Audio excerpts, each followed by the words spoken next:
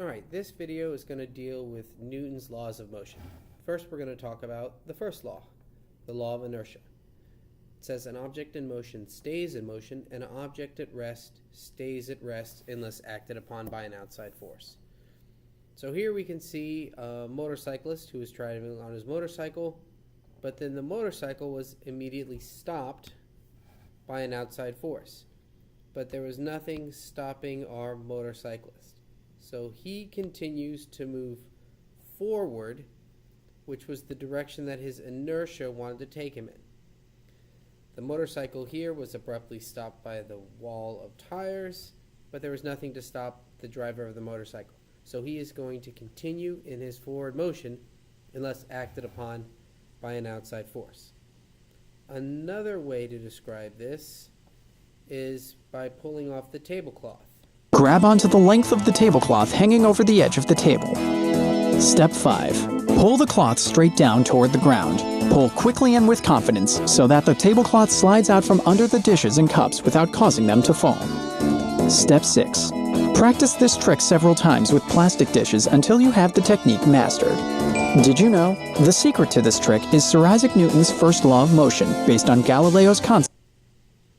Alright, that over-eager YouTube guy was correct.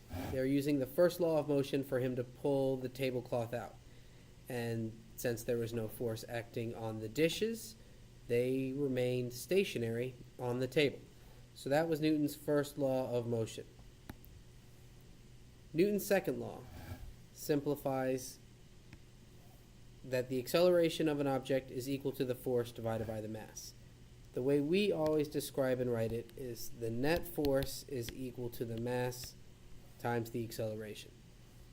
So if you have a 20 kilogram object that's being accelerated at 5 meters per second squared, what is the net force necessary to do that?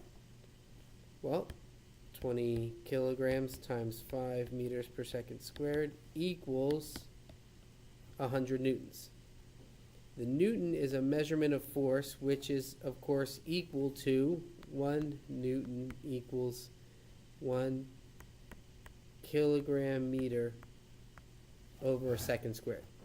So since Isaac Newton created the idea with all these laws of motion, he just named the unit after himself. Very humble guy. But that's all you're doing. You're just taking the mass and the acceleration of the object, multiplying the two, and that is the value of the force that is provided. Alright, his last law,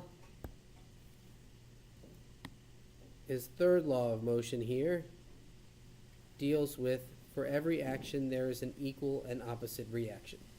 So here we have a bunch of different pictures.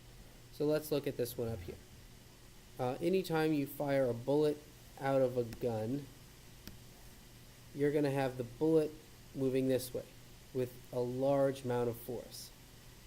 The gun also has a kickback recoil. The force between these two action and reactions are equal. For every action, there is an equal and opposite reaction. Over here you have someone trying to step off of his canoe onto the dock. When he pushes back on the canoe, what happens to the canoe? The canoe isn't able to push back against the water. So the water's going to give, and he is going to fall short of landing on the dock. If you ever tried this in real life, you would find out that it doesn't work out that well either. This third scenario, here you have a rocket that's trying to launch off the ground. So the rocket is going to push against the ground.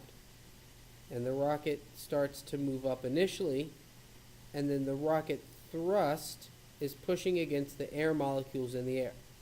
So the rocket thrust pushes against the air molecules, pushing the rocket forward. If you've ever blown up a balloon and released it, what's happening here is, here's your balloon, it's expelling the gas out. So the gas is pushing outward against the atmosphere, therefore it pushes the balloon forward. The key to Newton's third law is that the forces are equal. So the forces are equal. The masses and the accelerations are going to change, but for these action-reaction pairs, the forces are always equal. All right, those are Newton's first three laws.